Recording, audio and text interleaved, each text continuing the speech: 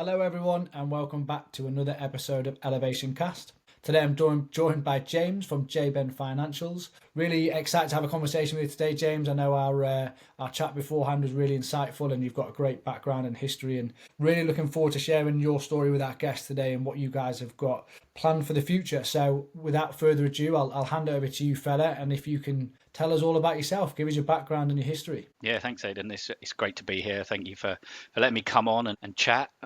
Not a problem. Many people will know me that know how much I love the sound of my own voice. So, you've given me a platform now. Then So, we are. I think really, the quick potted history of how you become a practice accounting practice owner is not the norm that I've been through, really. I think I left. I finished school at college at 18 and went, I don't want to go to uni like everyone was doing at my age, sort of not dating myself, but 20 odd years ago when there was a big push for everyone to go to uni. I thought I could just work and do my job. Quickly found out that people who went to uni came in earning a lot more than I did. So I did go to uni, but a bit late. Probably had a different perspective at university, to be fair, and probably went there just to get a degree and get out, which I did. That led me to a job working for a company called Crillian. I think they've gone bust now. They used to build some hospitals and look after roads and things like that. But I got a job there as a business graduate. That was it. That's what I signed up for. And I just got told to report to a certain location. And I walked through the door and I said who I was. And they pointed me to the corner and said, you're going to be working with the accountant. And that is how accountancy chose me. Wow, nice. So I didn't wake up as a small boy and think I really want to abacus and I really want to count numbers. Yeah. I was about 23, 24 years old. I turned up in Leatherhead in Surrey at a depot on the side of an M25 motorway, and they told me to sit there and I'm helping the accountant. Nice. And that's led to the journey of sort of I worked there for a couple of years, and then I got the working for the investment bank bug, and managed to get a job with Lehman Brothers. I was there till it went bust, working in their finance department and being a finance business partner for the rest of the business. Then I moved to the Japanese bank Nomura that bought a lot of Lehman's business and stuff, and we sort of turned a lot of the stuff we did into Lehman's we put in place in Nomura because it's a totally different size business, and then did a year in JP Morgan as well before. Probably a bit of a career twist, and why I end up sitting here is because both me and my wife worked in the city at the time, both trying to do city jobs with a 6-year-old boy that we managed up to the point of him going to school, and actually going to school is more difficult for childcare than nursery. So we sort of were laying there one night tired, eating dinner at 9:30 or whatever it was, and said, maybe one of us should give up work for a year and see how it goes. And I think at the time, I don't know whether I drew the short straw or the long straw, but that was in 2010, and here we are in 2025, 15 years later, and I still never went back to work, really. But obviously the first few years of looking after a primary school child was, full on. But as he got older and less needed, and certainly sort of when he went to high school, I fell into sort of helping people with their accounts or doing the odd self-assessment here and there, and probably, kind of just Grew naturally. Yeah, grew naturally. And someone, I was telling people what to do, and they're saying, can't you do it for me? And you got to a point where actually there was, if I'm going to do it for one or two people, I might as well do it properly, because you need insurance and things that all business owners come across, that it's all right. A side hustle's great until it's not a side hustle anymore, and you have insurance and you have X, Y, Z. That's it. And I picked up, hold my hands up, and I this is always a reasonably funny story, is I thought business was an absolute piece of cake, right? I opened, I said I was going to do this business. I went along to a networking event, 6 or 7 people in the room, done my card, got a phone call off one. I want an accountant, brilliant. Went to the next networking event, put my card round, got another client. I was like, what do people complain about? Small business is really easy, right? And then reality hits, right? I got 3 or 4 clients really quickly, and then I was like, well, how do I get more? And and it's not as easy as I initially thought. But that's probably, sort of, around the 2015, 2016 mark, sort of picking up the odd client here, sort of doing it from my house, from a bedroom, just on my own. And then sort of slowly those clients grew. And it got to a point in sort of 2021, really, just sort of, COVID was, good for accountants and bad for business, but quite good for accountants because we were pretty busy as the rules changed daily. Coming out of COVID, some of the businesses started growing and accelerating, got to the point where I couldn't look after them all. So it was either a choice of staying as I was and just letting them move on to other accountants, or going to that big step and becoming an employer. And the little man in me just said, yeah, let's do it. So, this office that I'm in now, we rented and then took on my first like bookkeeper in 2021, and then in since then, in 3 years, we've continued to see clients coming through the door, very much focused on limited companies and supporting businesses grow. So stressed out business owners who are still trying to do the finances, still don't understand their numbers, just giving them that little, I say, we're accountants with cuddles. We will actually kind of help them, talk them through the numbers, not just throw numbers and jargon at them, but try and get it so they can understand the relationships between their balance sheet and their P&L, or what happens if they buy a van at this point, and trying to be that bit more than just the once a year accountant. And over those 4 years, really growing to have 5 employees over the time. And I know you want to explain, we want to go on and look at sort of what do I do on a day-to-day basis. I'm trying to actually remove myself from the day-to-day business of actually doing work. It's not quite that easy. You have to step in, especially in the summer holidays when your staff have got children. I've got children.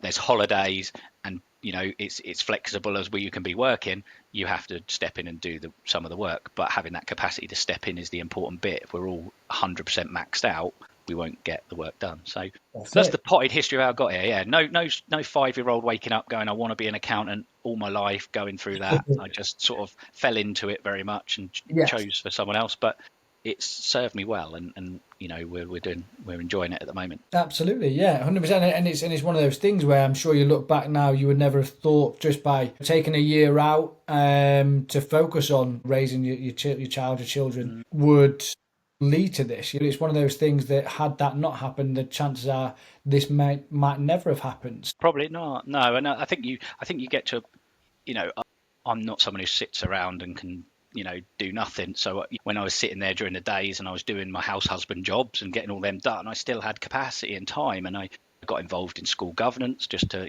because I just needed stuff to do. And then that led to the accounting stuff as well, and it just filled your day, and it grows, but it has to be it's kind of got to become a job for me now, because my son's older and going to high school and finishes next year, and I have to make it a job opposed to like an occupation if it was before.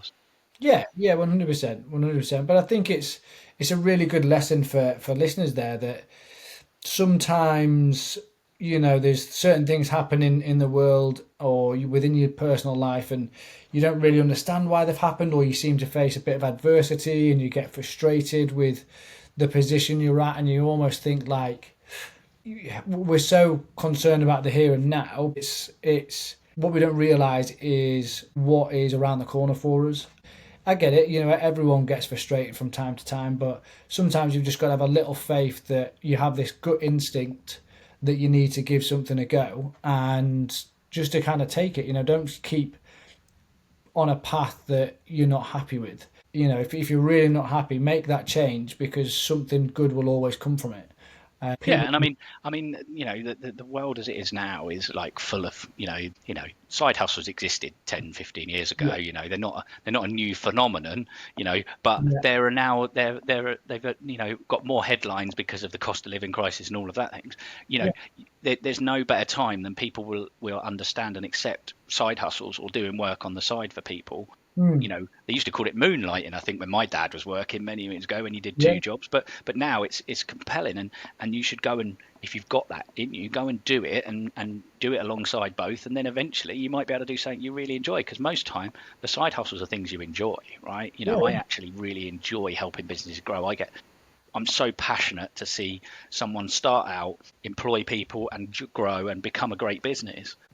Yes, it benefits me. I want them to be as big as possible, because then my fees go up. But ultimately, I want them to succeed as well. So we're all aligned in where we want to go. Yes. And that would be the biggest takeaway I can take to anyone is, give it a go. Right? There's no, you can always start it as a side hustle. You can always start it as a little bit and see what happens. And then you can make that deal, can't you? And, it's not like you're stuck in a full-time job these days. There's many, we're crossing over into HR, but I do payrolls, but come next April and onwards, those, employers are even under more scrutiny than they are before.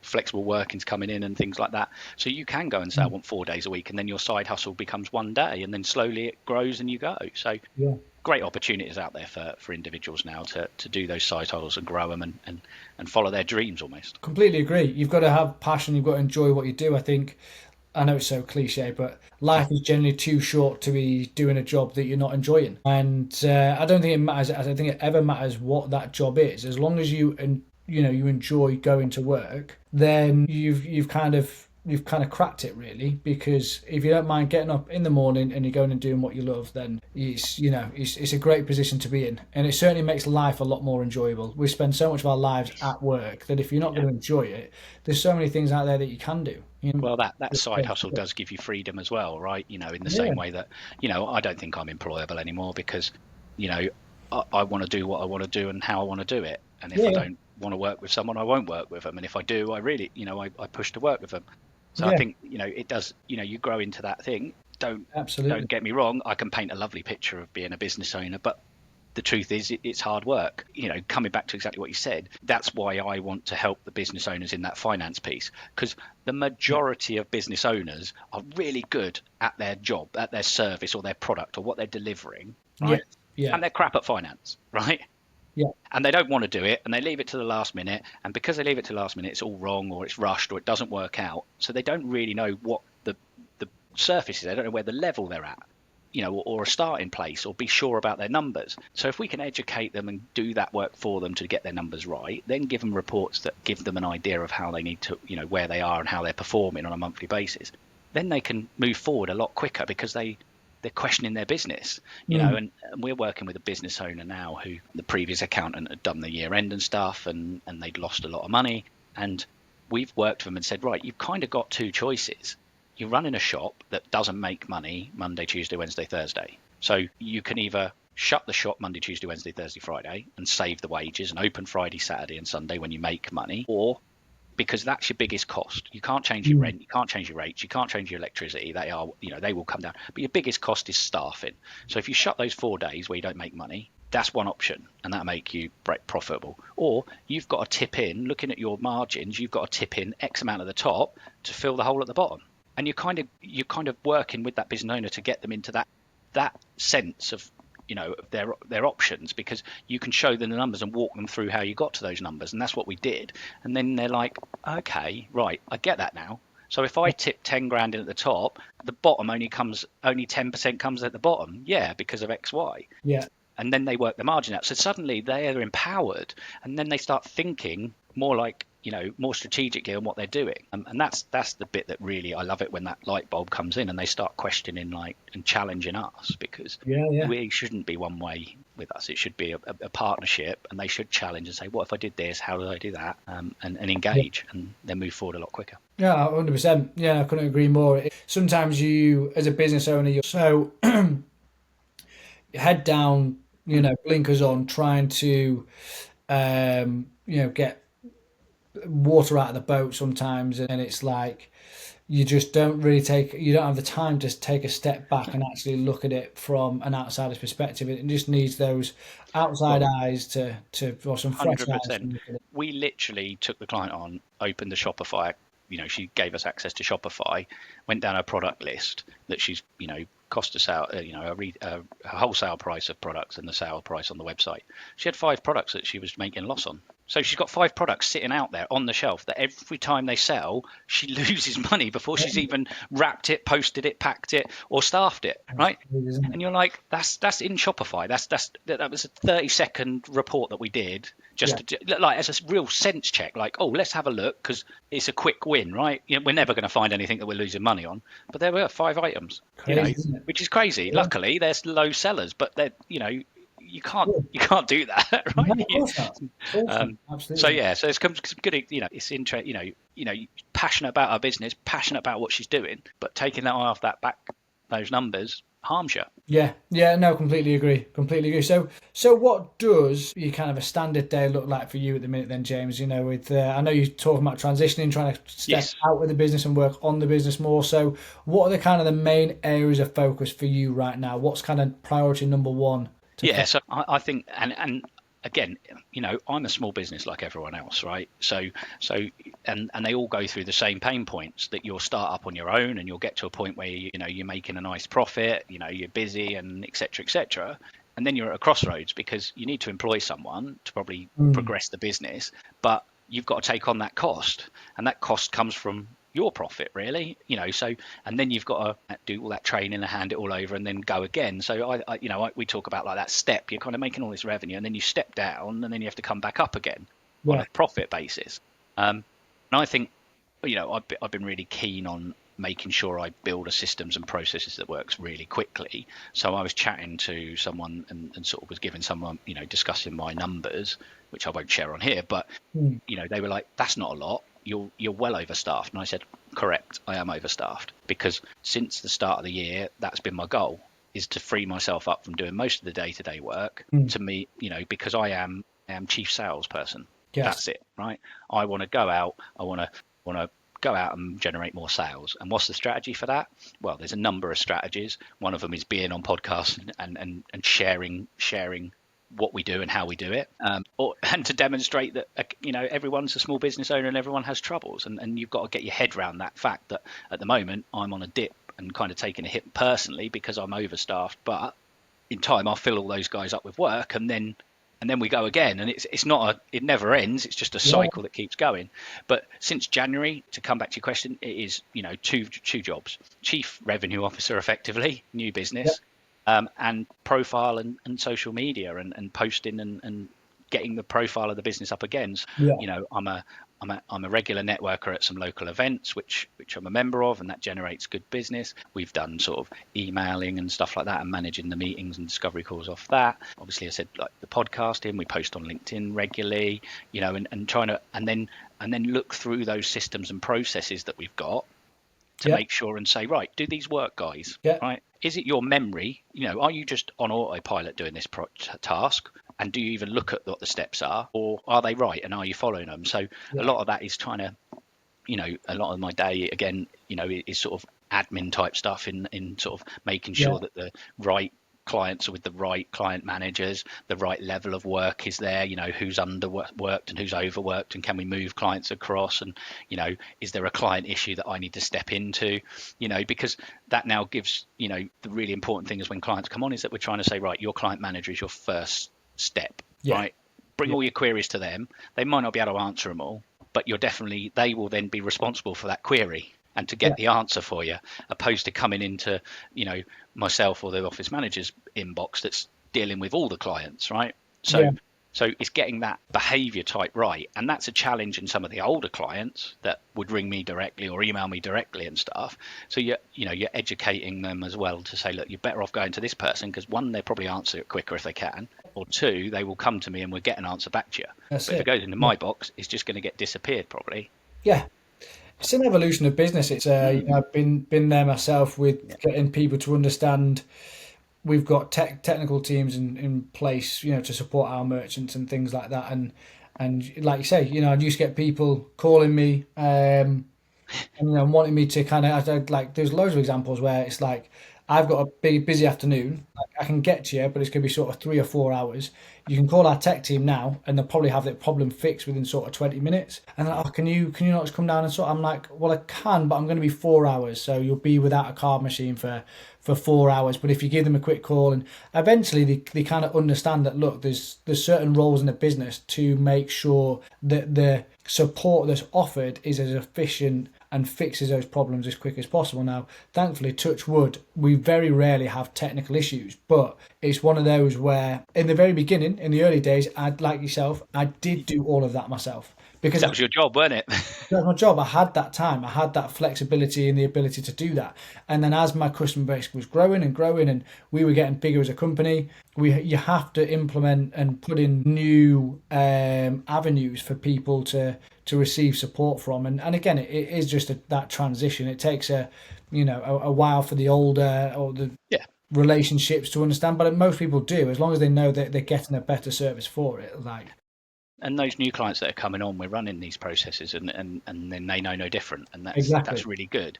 It doesn't stop the fact that I want service to be good, and I want those client managers to have those relationships and care about those clients, because then we do a really good job, right? If you care about them and you want to be with them, you talk about what you said, and it's exactly the same. I was on a discovery call with a client who was like very keen, and one of the questions that they asked was, So do we see you again? Like, are you gone after this? And I said, well, I'm not going to lie, I'm not going to lie to you. I'm not going to be doing your bookkeeping. I'm not going Yes. to be running your payroll, right? That's just not, it's not feasible, because that isn't an accountant job, Yeah. right?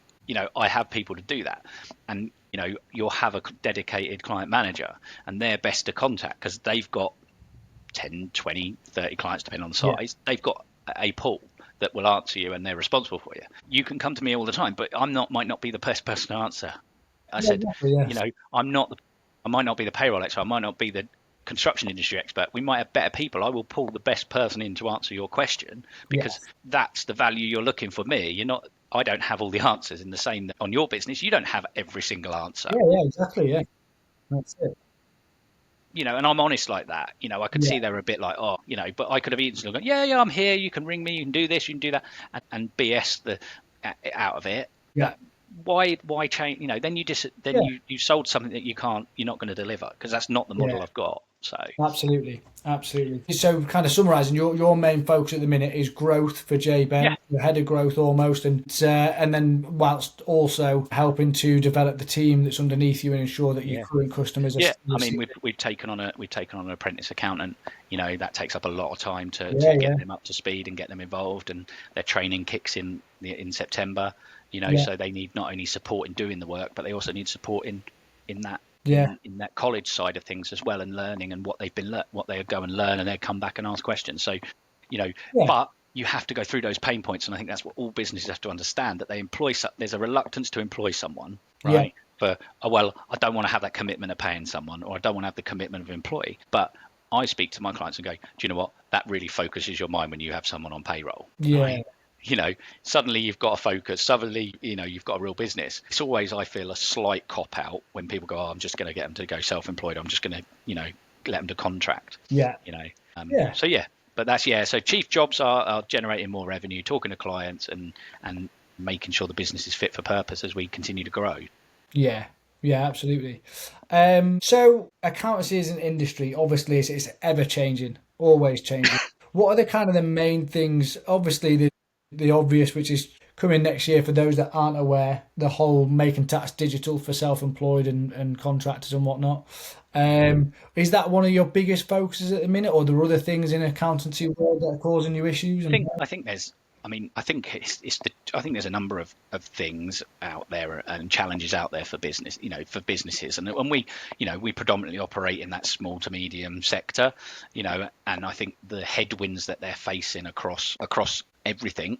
The back end of COVID is now, the spending spree from COVID is now coming to roost, right? And that realization is that they don't want to keep, the governments don't really want to keep taxing individuals. So they went down the route of taxing companies and tightening up whole, Yeah, loopholes and little bits of giveaways that there were, which is a real challenge. And I mean, I've got two clients that have got payrolls of about 20 odd on the staff. That's cost them 1,300 pounds a month in extra national yeah, insurance. That's a significant fee amount of money to find out the bottom line of business. And we had those big businesses, the Sainsbury's and the things of this world, saying they've got to find billions for their employer things. So I think from general economic headwinds is a challenge for most businesses, and that comes down to, and then that's a focus back to accountants, because it's like, well, how do I pay less tax? How do I do that? So it's then us not being creative, but making sure that our clients are minimizing the tax that's payable and giving them the yeah, options in a timely manner that they can take a decision. So there are items, obviously, one of the best tax savings you can make is paying into your pension from your limited company, yeah, but it has to be done before year end. yeah, You can't do it after year end. So you have to do it in a timely manner. You have to go out and tell them these things and be proactive, and not sit there saying, oh, you've made this much profit last year. And they go, well, what can I do about it? And you go, well, not a lot. yeah, That's not what people want. And there's a desire from people generally, that everyone wants a bit more for less, right? And yeah, that's not just in accounts, it's yeah, just in everywhere. That's how the world moves, doesn't it? Things automate, things get easier, things yeah, that cost you something 5 years ago are free now. yeah, I always think about cars, right? You had ABS brakes, they were extra, now they're free, right? I yeah, was old enough to remember when you had windy windows, right? Now you got electric windows, they were cost, now they're free, right? So I think that's the big headwind here is the challenges that small businesses are facing, trying to find solutions and goals that will make them work and continue to make them profitable so that they can survive. Because if they don't survive, then there's no businesses for us to account for. I think that's in the limited company space where we really operate. In that, you mentioned the Making Tax Digital for income tax, and I think this is the biggest shift, the biggest change probably since self-assessment came in, right? And there's a population out there that's I think they said it was about 11 million that are covered by it or something, that's file a self-assessment. As of next April, if you earn over £50,000 of income from either self-employment or from property income, those two added together count as what, total, then you are then now going to be required to file a tax return sort of every 3 months, and then a final one. So you've got to do 5 returns to HMRC. Now, there's 2 sections of the world out there. There's the section that an accountant does it for them. So we're aware of the changes. HMRC really are closing their website, so you won't be able to file on HMRC's website anymore. So those people who go there and go, oh, where's it gone? It's gone. There's no way of doing it. You've got to go through software. But there's two areas, 2 populations within that population. There's one that are with their accountants, and those accountants are dealing with it, highlighting it, getting people ready, got a structure. But then there's this really worrying population that don't have an accountant, who may only just do 50 grand, don't really know. They've done their tax return on their own for the last 10 years. It's been really simple. And they're going to get really caught out, I think, because the government and HMRC have kind of washed their hands of any notification of it other than letters. And have really left it down to software providers and accountants to make people known about it. But it's a huge change because you've got to pay for software. So where you didn't have to pay for any software and it didn't matter, now you're going to have to pay for some software, and you're going to have to keep your books up to date. You're going to have to do extra returns, and it becomes a more onerous task for those individuals, which you may find that they now either migrate to accountants, which is fine, but those accountants, instead of doing once a year, are now doing 5 times a year. So the workload of their current clients has gone up, and then you might see a migration of those new clients. So the demand will be huge, and having a solution and a workaround that is robust and can deal with that work is going to be a challenge for a lot of accountants. In the accounting industry, that's our challenge. And that's a big challenge that some people don't even know about in the populace, really. So we're getting closer and closer to that first submission in July, and I'm not sure how many people genuinely know it's going to happen. And you've also got this migration to this process. So we're actually got the old tax return regime runs in. So sort of around 2027, it's going to be, January 2027 is going to be an absolute nightmare because you've got all the final returns for that old regime and you've still got the new stuff happening. So you're doubling up. So it's going to be very confusing for everyone, I think. And I think that in accounting industries, that some of those older people, older practice owners, sole practice owners are looking to exit now. This is a killer. This is it. They're done. It is. It's just, I can imagine it's such a seismic shift that it's just not probably worth the migration of all of these clients if they've got a lot of self-employed, and it's a huge shift to get them all on. And if you're mid 60s, late 60s, can you be bothered with it? And I think that's seeing a lot of smaller sole practitioners, or like one bookkeeper and an accountant who used to sit in a little office chugging away. They're done. They're going like, I just can't be bothered with this anymore. No, I can imagine. And I sympathise with them. It's not easy. I've looked. And again, what have I done? Well, since Jan, we've been looking long and hard at what is our solution, because I'm very much, how do I make a solution? I'm going to create a solution. That's going to be my solution, and everyone fits in that solution sausage, or they don't. Because I don't want, we're just going to do that, and that's going to be over here, and we're going to do that, and it gets messy and is difficult. You've got to be prepared, haven't you, at the end of the day? And that takes months of planning. There's and discussion of different options and different, weighing up which way to go with it, and you've got to really take time. You can't just think of the first solution and think, oh yeah, that's the one. It's very intricate what's going to happen. So, I can imagine. Really interesting. So what does the future hold for Benn then? What is the future aspirations? Have you have you got goals that you want to hit? Is it exit strategies in mind yet, or is that still too far ahead? No, I think I'm. There's a guy that I'm not to big up another podcast on your podcast, but No, James Sinclair's that's great. Business Broadcast podcast. I listen to avidly. He's a Yeah, great guy in Essex out this way, big business owner, and talks a lot of sense. I agree with a lot of stuff he says. You're always building a business to sell, even if you're not ready to sell it, right? And yeah, right now, touching back in where the accounting industry now, right now is huge consolidation and buying up of accounting practices. yeah, So there is a twofold thing happening. There is a lot of private equity that's happened. Money has been done in the US, and it's coming into the UK, and there's a lot of consolidation around that.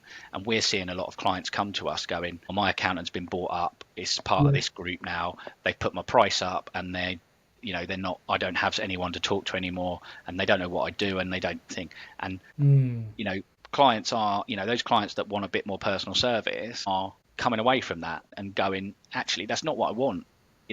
Accountancy isn't a sausage factory, yeah, in all yeah, cases, and they want that more, personal touch. So we've seen a number of clients jump on calls with us because they want that, and they're coming off the back of smaller firms being bought up. So there's that big push here at the moment. So if you're a seller of an accountancy practice now, you're getting really good valuations, and that comes back to what's the future for Benn. Well, I want to bring on more clients, but bringing clients on one by one is a relatively slow process. It's, we can only onboard so many clients at a time because of our size and the complex nature of it. So there is the option to buy another practice, but going into that market, which I've been working in the last sort of 6 months, is very difficult yeah, because of that private equity money coming in, and then speaking to a lot of brokers and people in the market. This South Essex little sector is really, really competitive. There's a lot, Essex is a mm, nice entrepreneurial county, yeah, like real business owner county, real go get, can do attitude. And there's 5 or 6 practices that are really keen on buying up practices here. So when you enter into those races, you're also competing against not only the private equity but other practice owners that well, who are happily buying up as well. So right. it's a real tough market to expand and buy a practice, but Yes, that's the goal in the short term is to grow that business, grow this business to a number that can ultimately exit my wife from her job. That's yeah, the goal, and yes, that's the thing. And then sell it. Well, hopefully yeah, the apprentice accountant will buy it all off me, right? She'll management buy that's me it. out when Yeah, she's ready, right? that's And the then I can dream. walk away happy, right? Yeah, absolutely. That's the dream. That's what we're Yeah, all, like I say, that's what we're yeah, all in it for. Whether we admit it or not, of course, we want to do something we enjoy. We want to do good with what we're doing in business. We want to add value and feel like we've changed or impacted people's lives or businesses. yeah. But ultimately, we as humans have to look after number one. And these are retirement plans, whether we think about it yet or not. It's sometimes we feel it's too far away to think about. But I've got a good another client who does fitted bedrooms, so all the units and everything like yeah, that. I've had him as a client for when I'm one of the first clients I came across, so sort of 10 years plus, and he was early 20s at that point, and I said to him, look mate, I know I've got 10 years on you, but I'm telling you, you've got to think about how you're exiting this business, because you can't be lugging your carcasses upstairs when you're 55, 60, mate, because yeah, that's that's miles away. I'm like, mate, it will come around quicker. yeah, Think about what you want to do, get someone in, you just want to be selling the stuff and getting people to put it in, and you come around and check. And he's yeah, like, yeah, and he's dabbled with the odd employee but never got there. mm. But 10 years later, he's about 35 now, he's now like, yeah, I can't be lugging these things up the stairs forever, can I? I was like, no mate. So That's brilliant workmanship, lovely stuff he does, but you're like, practically, can you do it, right? yeah, Or do you want to do it? I've got lots of friends that are builders, and they're like, they've been doing it since they were 16 years old, and now, the body gives out, doesn't it, if yeah, you of course. if you abuse it for so long. So it's that's the stuff that we kind of talk about, and it's Yeah, with our clients, and try and help yeah, them, you know be that friend, and say, because sometimes family and friends just go, yeah, you're doing amazing, keep going, or they go, oh, don't worry, don't know about that, and yeah. sometimes you're that person that's a bit removed, but a critical friend, and someone that they can talk to and share their Isaac. worries. Definitely, definitely. Well, look, it's been really, really great chatting to you today, James. It's been great to hear your background and the the thoughts that you gave on the industry. Just, yeah, genuinely really appreciate it. There is one thing that we always like to round the podcast off on, though, and feel free to have a little think about your answer to this one. But if there is any one piece of advice you could give to a young entrepreneur or aspiring business owner, someone just getting started on the journey, what would that advice be and why? Go for it. That's the short answer. I think the longer answer is as much as whatever your business is, and I would say this being the accountant, it comes down to numbers, right? So know your numbers. If you're selling a bag of sweets, how much is the bag of sweets? How much is the bag? How much profit you're making? What's your cost? How much profit you're making? Because then when people go to you, what's your price? You can work out, the price, and you're going to make money out of it. Because however long you do a sales call or a sales pitch, people want to know what the cost is, how much it's going to cost them. Absolutely, right? Yeah. And stuff. So I think if you've got the numbers, and you know where you make money and the number, the break even, then you've got half a chance in fighting, because you can keep selling stuff like the lady I spoke about. You keep selling stuff and making a loss every time you sell something, you're going to go bust. There's no way about it. There's no two ways about it. 100%. No, I think it's poignant advice, and it's just, it is so true. It's quite easy to get lost in trying to sell the product without actually understanding the margins and the metrics that you need to be tracking in order to actually make it a viable business. And it's 100. I live in this. I've lived in it for whatever, how many years, and it is scary for people who are not in it, right? But ultimately, you can't bury your head in the sand and say, I don't want to know about it, because you can't. You need to have some understanding, right? And that's where we're really keen to try and educate and say, look, there's not a bad question, right? Like hairdresser, I can't cut hair, right? I wouldn't even ask you how to cut hair, right? But you can ask me about where's my margin, or do you think my pricing is too high, or how can I know whether this is right or wrong? And we'll give you an opinion, and you can go away. If you could stand there cutting hair and like have people coming out the door, and you're like, well, I'm so busy, it's great. Well, no, your price is probably too low, because if people don't turn you down, your price is too low. Yeah, absolutely. Yeah, 100%. Absolutely. No, I think it's brilliant advice. And as I say, just really, really appreciate you joining me today, James. And it's a fantastic insight, and generally wishing you the best of luck. I'm sure that this is just the beginning of a very long journey, and I'm looking forward. Hopefully we can catch up again in a couple of years and see where Benn Finance is at, in the future. Likewise. I hope everything goes well for this podcast and your businesses. Thank you very much. Really appreciate it. Thanks, James. Cheers.